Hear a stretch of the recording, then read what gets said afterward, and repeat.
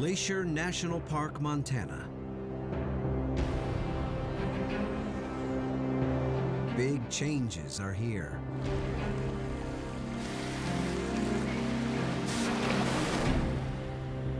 Wow, this is crazy. Some marvels fight to endure.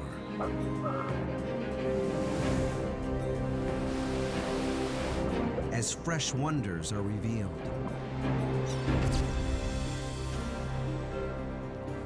What new wilderness will emerge? That's a massive feature up there.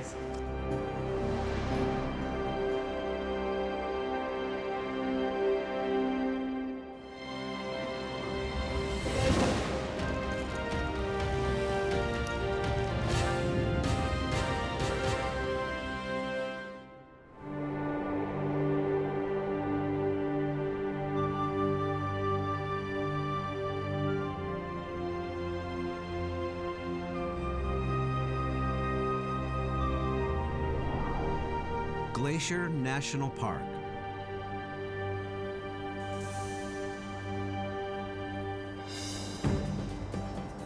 Six dramatic peaks over 10,000 feet, all carved by glaciers. Lakes that hold icebergs year-round.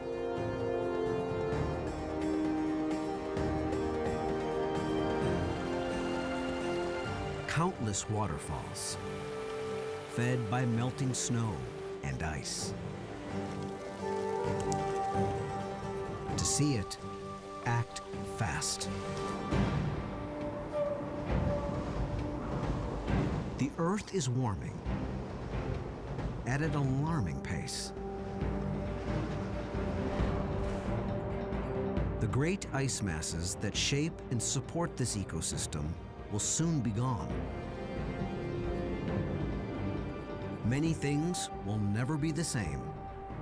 Plants, fish, mammals. Two big questions. How quickly will it change? And what defiant new wilderness will remain?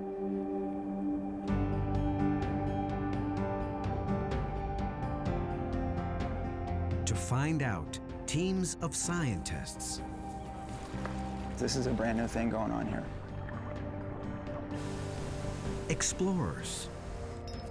Do you think I should go a little higher? And adventurers. There's a lot of unknown. They fight to keep up with the speed of change. To predict what will happen next in an environment already extreme.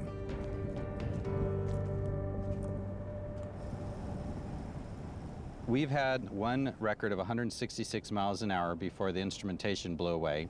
We recorded 100-mile-an-hour winds for 13 hours straight.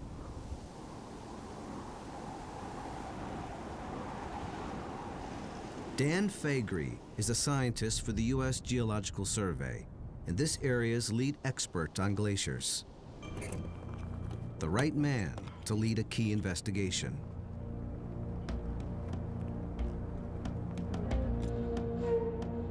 The subject, once the park's largest glacier.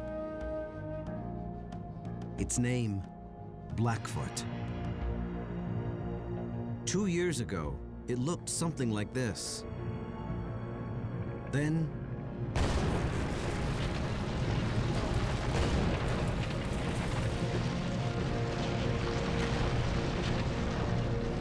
thousands of tons of ice collapsed at once. Some 25 acres gone. Perhaps a defining moment for this wilderness.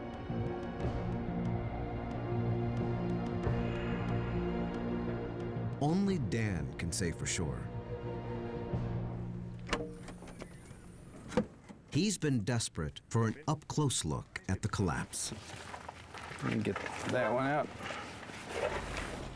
We need to get in and see what's happening in this glacier. It's just now coming out from under the snow. We want to do some mapping and look at this because it's a pretty dramatic feature. Yep. Okay, you all set? Yep.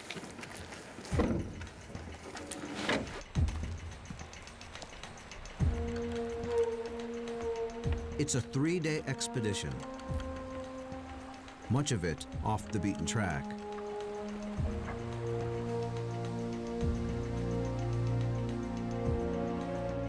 What they find will help Dan estimate how long before all the park's glaciers are gone for good.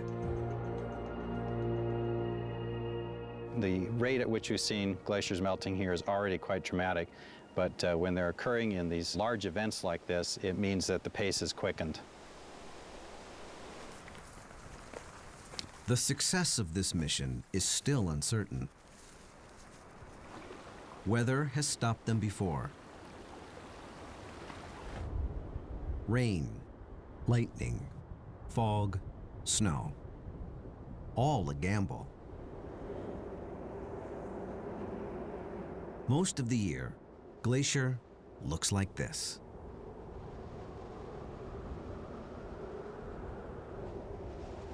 The true nature of this wilderness hides beneath a blanket of white, up to 20 feet deep.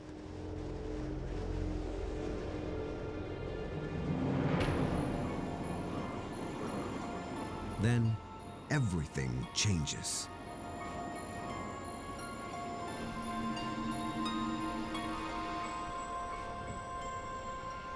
Summer opens a window, and for a brief time, explorers try their luck.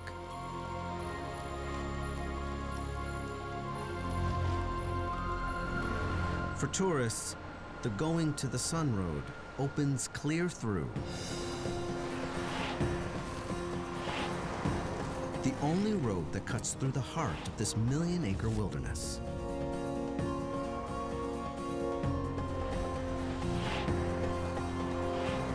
This road is how some 2 million visitors a year taste Glacier's splendor as they travel 50 miles from one side of the park to the other.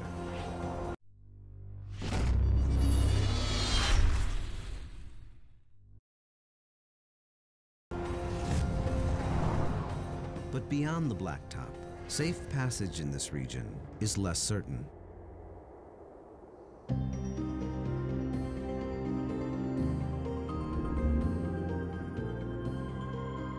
Where Montana borders Canada is a mountainous area ecologists call the crown of the continent.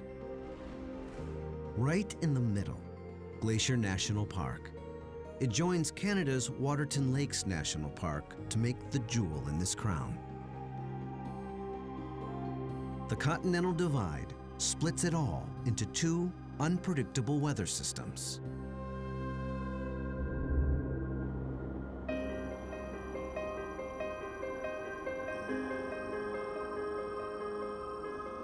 The mountainous western half is wetter, getting its weather from the Pacific Ocean. The eastern half is drier and adjoins the vast plains of the Midwest.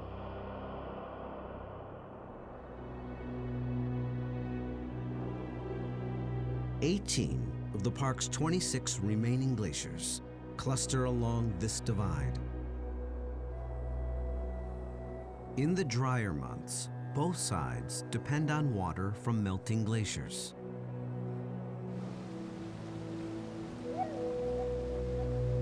But for how much longer?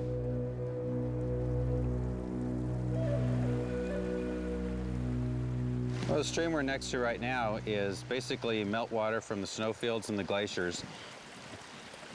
A lot of these systems that depend on this water are going to dry up and you'll have big changes in vegetation.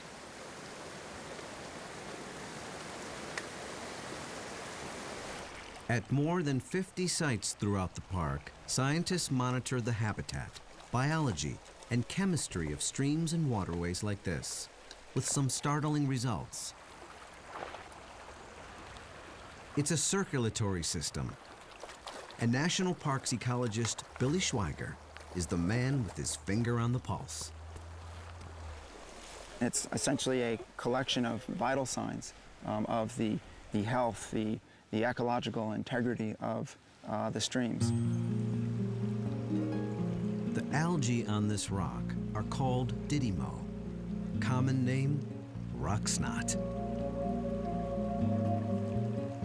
It's natural for some of it to be here.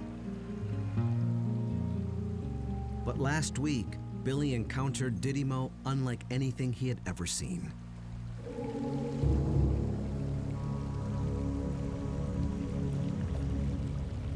Look at this.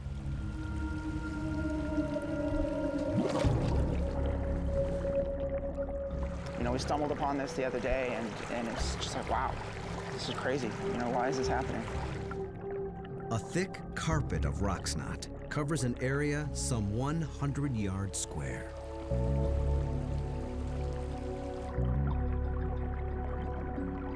Possibly the park's largest bloom ever.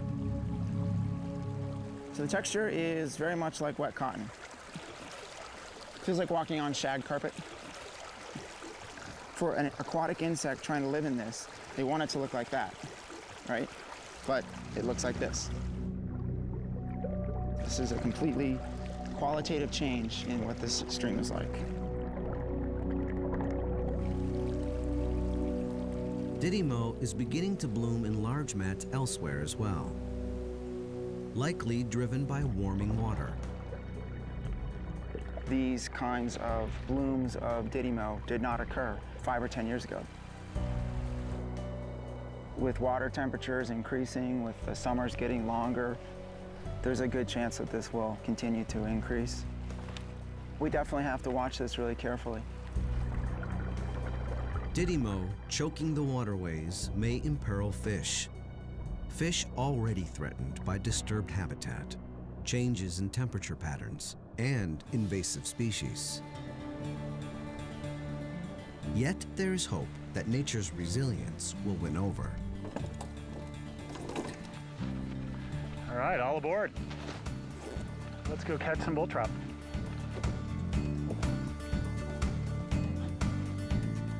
Clint Molefield is on a 3-day expedition to the park's remote north. What he finds may give new hope to populations threatened by climate change. Well, what's so exciting is that this population might have a better chance of persisting over time in the face of a warming climate.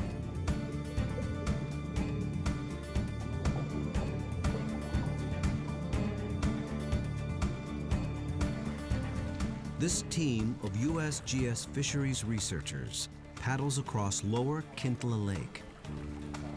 Below them, the type of biological change common throughout Glacier National Park. These native bull trout are threatened by invasive species. We've seen tremendous declines in bull trout populations to the point that many of these populations are literally on the brink of extinction. But traversing lower Kintla Lake is just the beginning of their quest. They've had a report of odd goings-on in the next lake up. Home to some of the strangest fish in the park.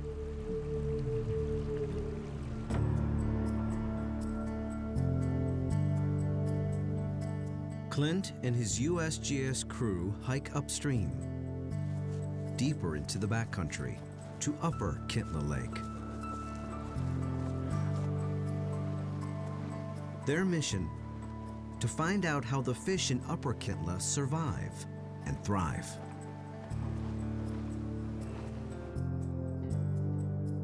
Upper and lower are two lakes separated by large waterfalls.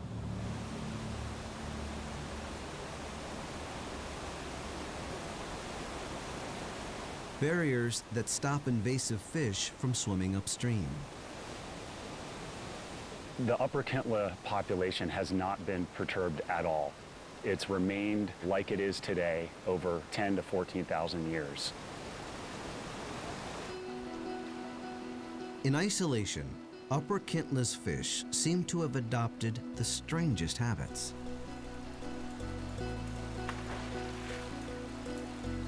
For one, they are cannibals.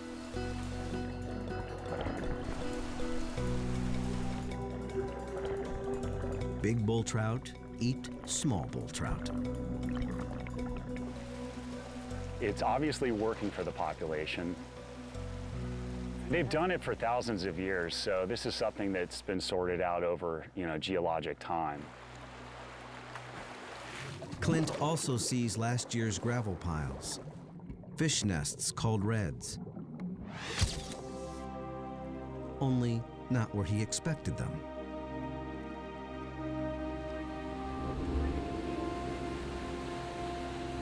Fish usually go upstream to spawn, but not the bull trout in this lake.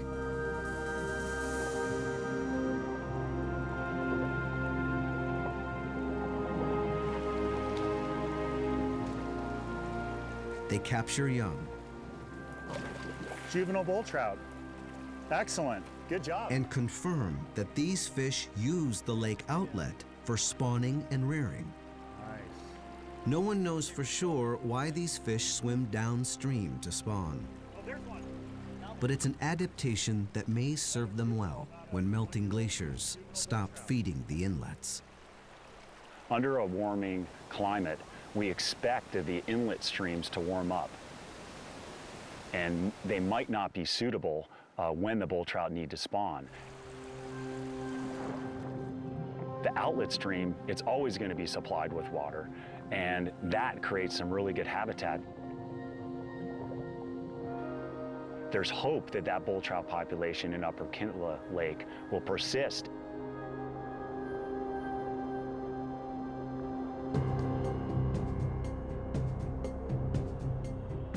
As the glaciers disappear and temperatures rise, many waterways in the park will get warmer. Most fish will feel it. And at least one human.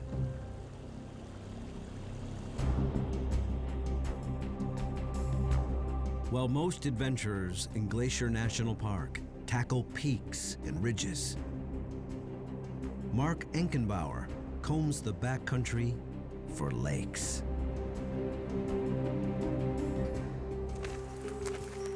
I've stared at the map and I've just learned this 1,000,000 acres so much that I've kind of started looking at it more in terms of a series of drainages. You know, a lot of people think of it as a park of peaks. I see it as a park of lakes. Mark is 6 years into an 8-year quest to jump into all the named lakes in the Waterton Glacier Wilderness, some 168. Definitely not a bad view.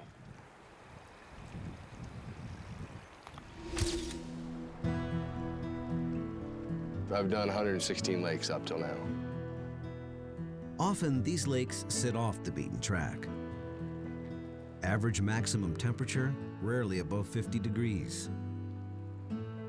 Some hold icebergs.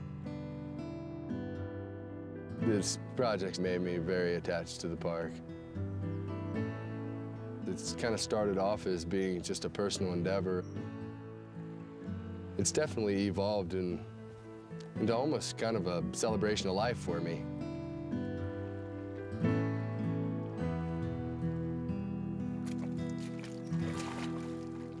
Now, a frigid moment of truth.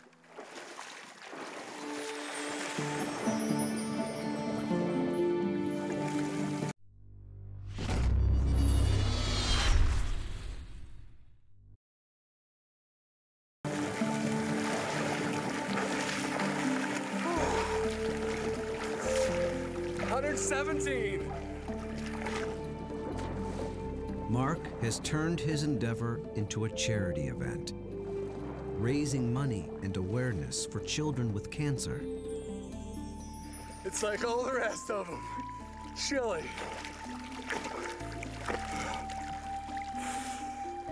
But wonderful.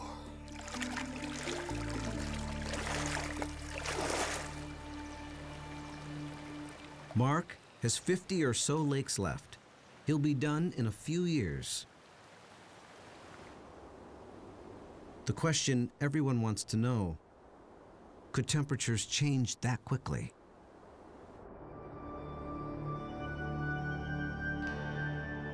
How long before glaciers stop feeding these lakes?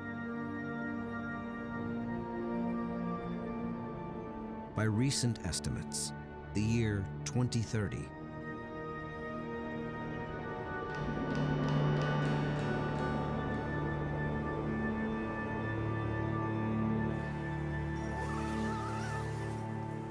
But Dan Faegre may revise that once he gets a good look at the Blackfoot Glacier.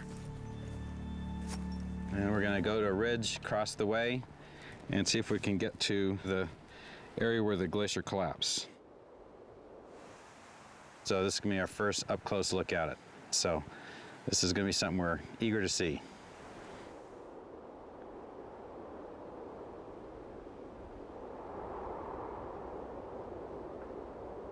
It's day 2 of Dan Faegre's expedition. And already the signs reveal a startling fact.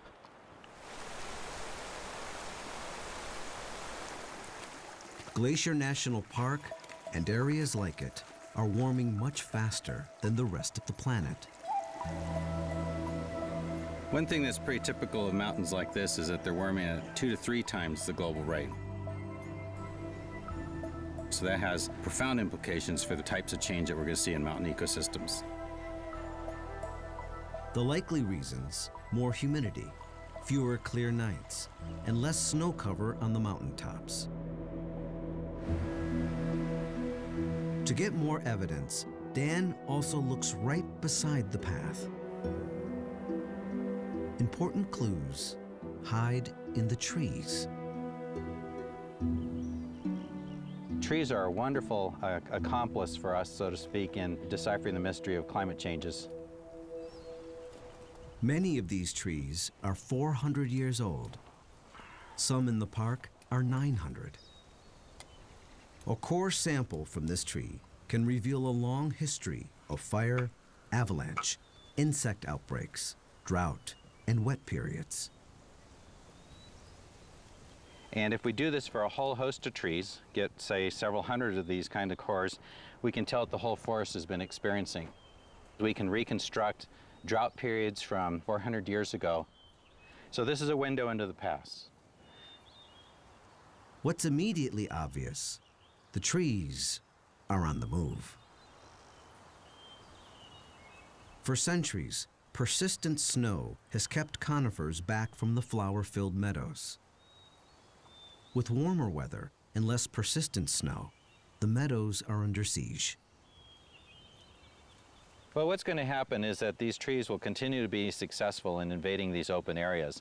So eventually you'll see a kind of a sloping invasion that eventually from both sides meets in the middle, and then you've cut off that meadow.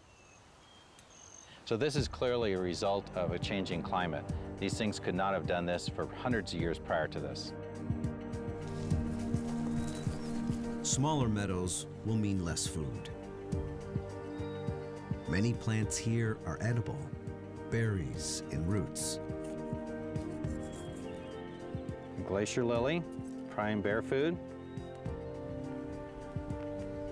If this continues, you'll have some consequences for valued wildlife species like grizzly bears.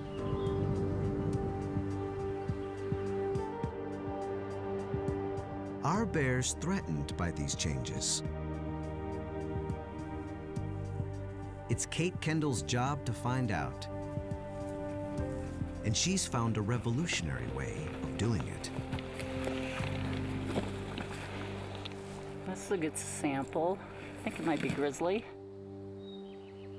Kate takes hair samples from trees that grizzlies and black bears like to rub on. This is really a great rub tree. It's had a lot of use from bears. It's got a lot of bite marks on it and claw marks. A few pieces of barbed wire ensure she gets all the DNA she needs. From just a few hairs that have roots on them, we can get information about the species, sex, and individual identity of the bears. No one knows why different bears like to rub against the same tree. But remote cameras may provide some clues.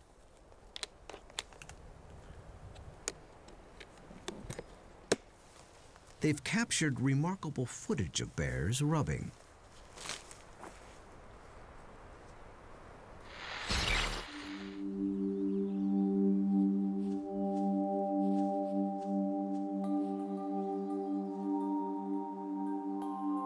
Footage beyond Kate's imagination. The first footage that we got was just unbelievably amusing.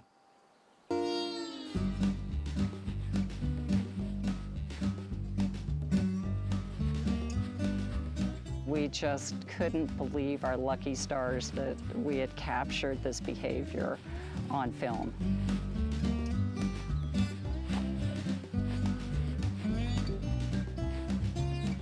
Every time we go check a camera and bring the film back, it's like, you know, Christmas and Easter and everything combined.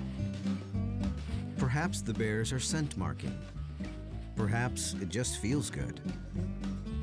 Either way, the small pieces of wire placed on the trees capture hair.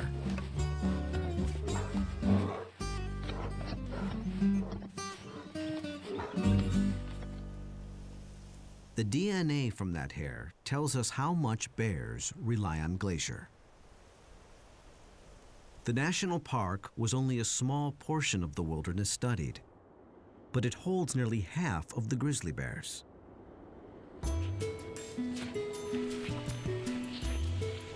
46% of the individual bears that we identified were just in Glacier National Park, which was 13% of the study area. So a very dense population in Glacier. Around 240 grizzlies live in the park area. They depend on plants like those found in meadows for about 80% of their diet. If those meadows shrink, so may the park's bear population. But Kate remains optimistic. Because grizzly bears are omnivores, they're better able to adapt to climate change. I think their prospects are pretty good here.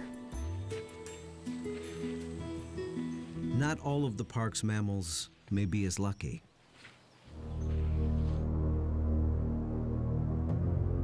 It seems one of this area's most remarkable creatures depends on snow beyond anyone's expectations. The wolverine. Wolverines resemble miniature bears. Technically, they are weasels, but with incredible strength. The park supports the highest density of wolverines ever reported in the contiguous U.S. Only about 40 animals.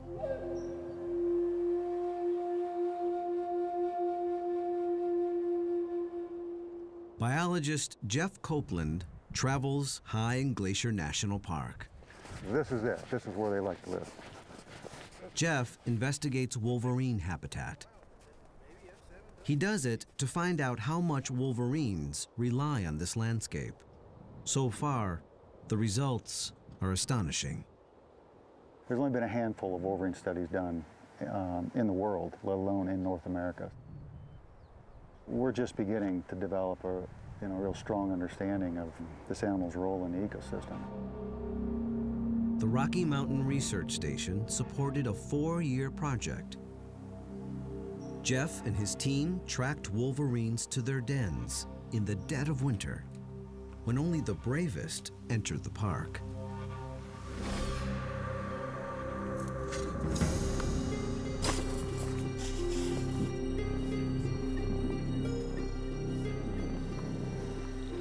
Here's little baby. They used GPS collars as well as surgically inserted radio transmitters.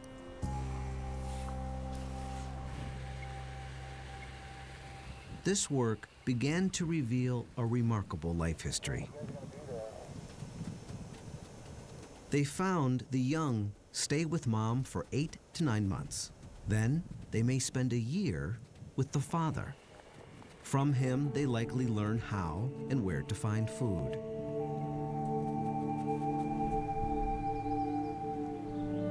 Adult wolverines can cover vast distances over the harshest of terrain, even in the dead of winter.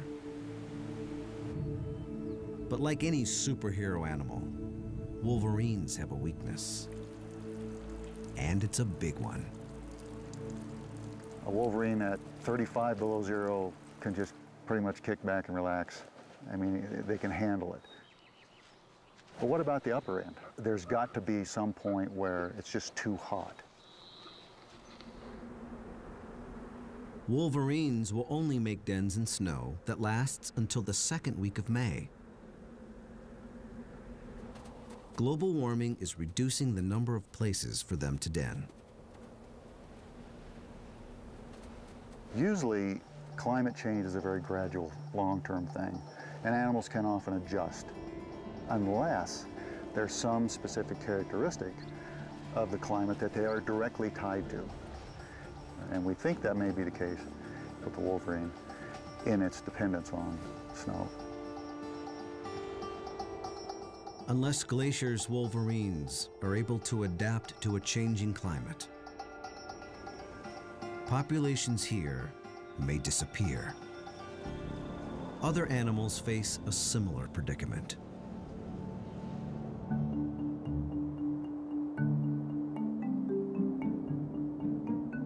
One may be more vulnerable to global warming than any other mammal in the lower 48. It's called a pika, an elusive species with extraordinary qualities. Lucas Moyer Horner searches for pikas in high-altitude rocky outcrops. He studies their behavior and tries to get a count. They only can live in talus fields, boulder piles, and those are only found in mountain ranges. Even if he can't see them, he can count their food caches and note their distinct sound. That's a pika.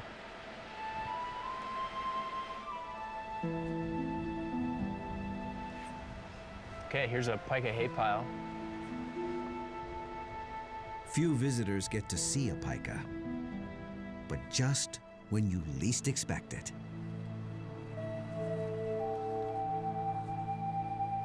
Here's a pika right now. A rare encounter with one of the most uniquely adapted mammals on the planet. And this one isn't shy.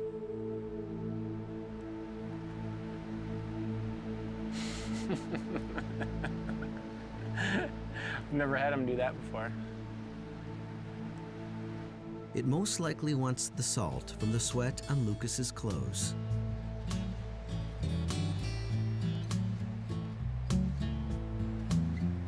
Oh, you actually got through my pants.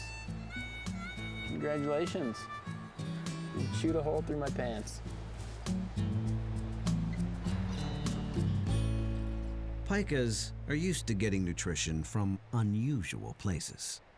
They are so adapted to the cold, they don't hibernate, but stay under these rocks beneath up to 20 feet of snow for 8 to 9 months of the year. To survive, they'll even eat their own feces. There's some nutritional value to it, and they'll actually collect the feces of other species too and eat that. Like this is some marmot scat right here. The problem comes when it gets too warm. If they're outside an ambient temperature of about 80 degrees Fahrenheit, they'll die after about half an hour of exposure. I think they're emblematic of the type of animal that is going to have trouble dealing with climate change. And I think we can learn a lot from how they respond. Southern populations will almost certainly disappear as it gets warmer.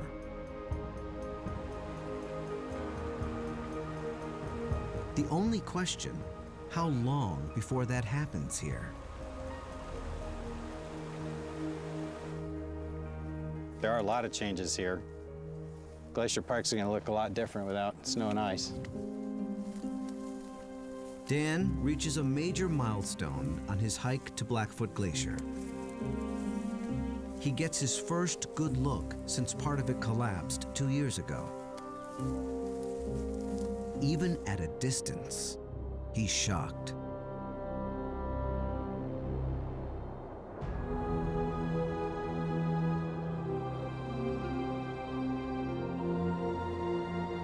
Blackfoot was once the largest glacier in Glacier National Park.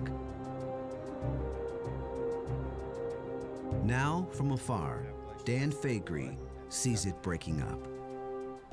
The whole glacier is really coming apart. And now it looks like there's 80, 100 feet of ice is melted. This is quite a bit different than when we last saw it. For a more detailed assessment of glacier melt, scientists dig into the archives. A good view of a glacier is precious to an expert like Dan. Yep, okay, we're getting closer. If he can get in the exact right spot. Okay, this is looking good. Sexton Glacier is one where the melting isn't so obvious. Dan aligns his camera to match a photo taken in 1930. Well, there we can see the glacier as it was. There was an open meadow. There's a guy on a horse there. There's a photographer there.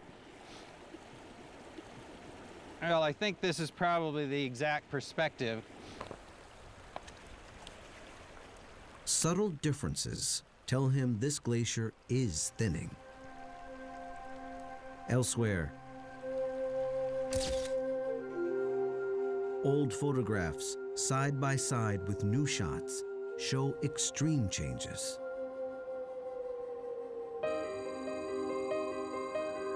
It's a park-wide meltdown. Even glaciers that showed little melting for decades now rapidly retreat.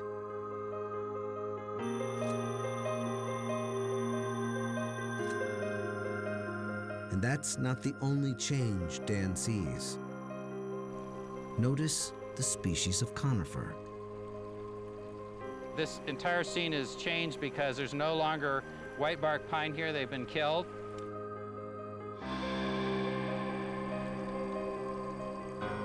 You're not only seeing changes in glaciers, but you're seeing changes in the trees in the same photograph.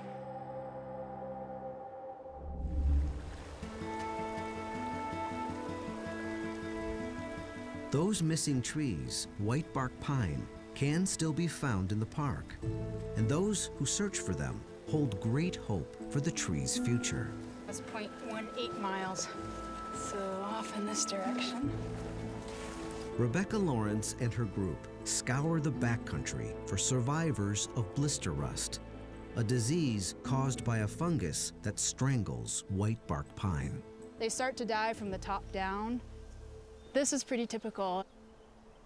The white bark population in Glacier used to be a fifth of the forest, and there are huge stands throughout the park that are just decimated and just skeletons, essentially. The fungus was accidentally brought to North America from Europe around 1910. How it may spread with global warming, no one knows for certain. This pine's seeds are high in fat. They're a key food source for many species. So every pine lost hurts.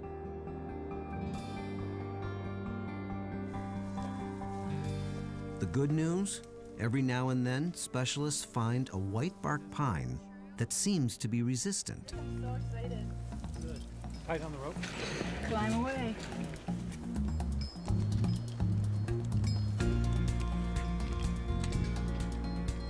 You think I should go a little higher? Stacy Jacobson Burgard climbs 30 feet in search of just the right cones. The pollen cones look really healthy. They look beautiful. there's a chance that the seeds may also grow into trees resistant to rust. So these are the female cones for next year. They take 2 years to develop. In the meantime, they can be eaten by squirrels and birds. Well, this is a cone that's been predated by probably a squirrel. So we're trying to prevent the squirrels from eating the cones right now so that we can collect the seeds and to help maintain the population. Okay, are you ready with my cages? Okay. So the team uses mesh cages to protect the cones. Okay.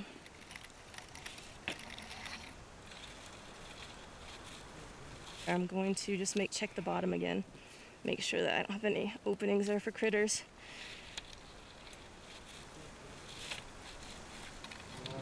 It looks good, they're tight. I'm happy with them. In a few months, the team will return to collect healthy seeds. They'll grow them in a Forest Service nursery and replant the young trees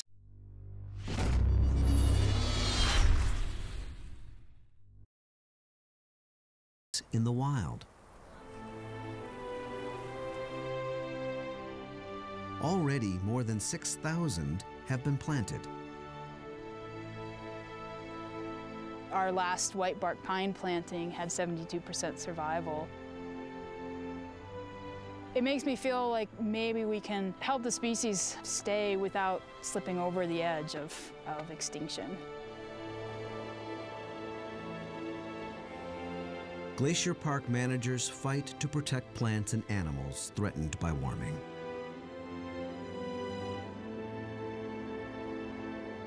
But nothing in our power will stop the glaciers themselves from disappearing.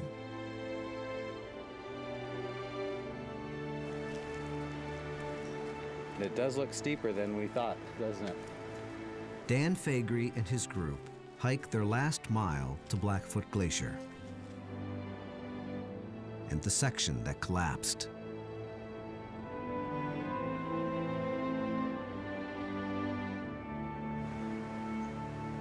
When we get across that one section, we don't know how big the streams are and how dangerous it'll be to cross.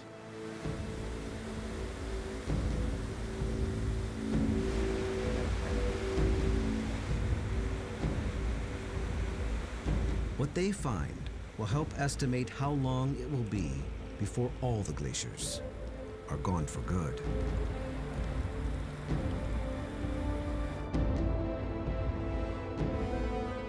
At last, over the last ridge to Blackfoot, Dan Faegre braces himself for the worst. Dramatic signs of how quickly Glacier National Park will lose its glaciers.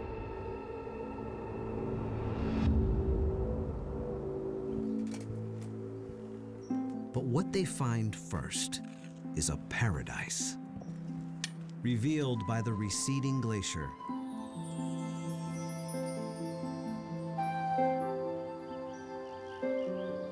The extent of which they've never seen firsthand.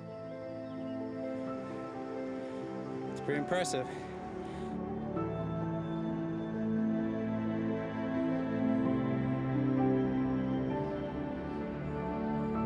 Blackfoot Glacier has carved the rocks here into shelves and steeps.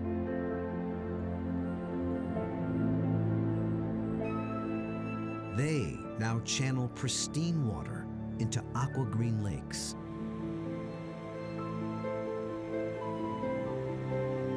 And spectacular cascades. The glaciers are retreating and revealing all this sculpted landscape, and it's really kind of like a large playground. It's kind of an amphitheater of 1,000 waterfalls.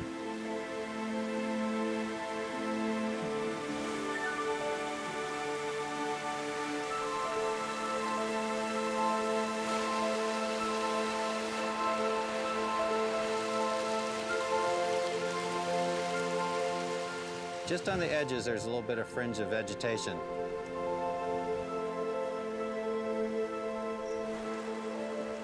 The ice used to reach more than 100 feet above Dan's head. Now, he walks on bare rock. As the glacier retreats, it leaves a signature. And you can see all the striations where rock that was embedded at the bottom of the glacier has scraped across this. That's a very telltale sign that this area has been heavily worked by an active glacier.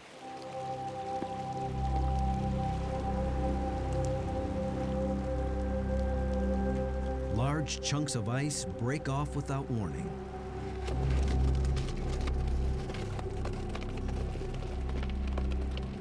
We would try to get up on high ground. We have to move very quickly.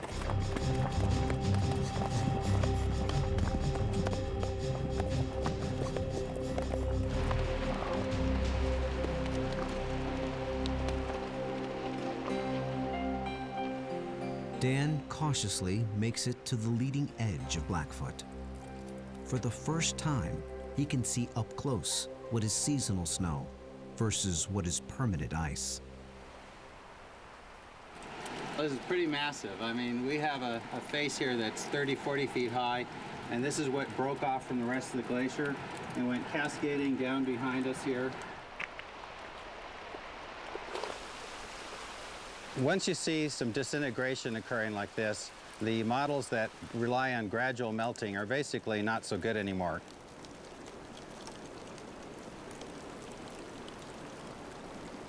These glaciers are definitely melting 3 to 4 times faster than they used to. As the glacier thins and moves over some of the humpy topography, it just shatters, it just disintegrates. And so it's hard to believe that a glacier can go away this quickly, but when you have a situation like this, these glaciers could be gone in a decade or so. Everyone thought the glaciers would be here for at least 20 more years. Now it seems about 10. Blackfoot itself, once the park's largest glacier, now has areas so thin they'll likely go even faster. The landscape it carved will remain, but without the ice melt in late summer, most of these waterfalls will cease to flow. This brand new valley of roaring cascades will become a mere whisper.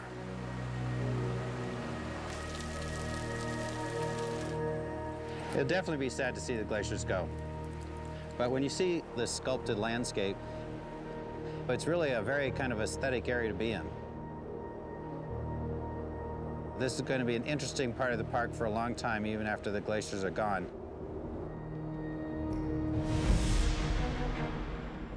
This wilderness is undergoing dramatic changes that we are only beginning to understand. Plants and animals have little time left to adapt to a warmer park.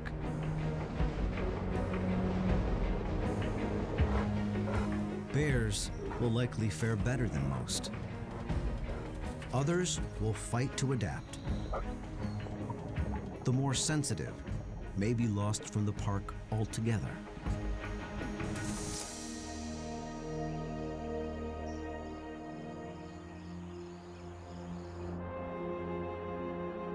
What will remain is a dramatic new landscape.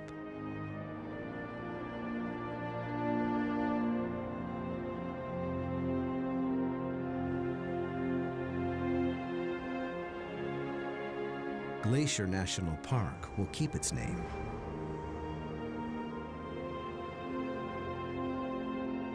Even when the ice is gone, the impact of the glaciers will live on.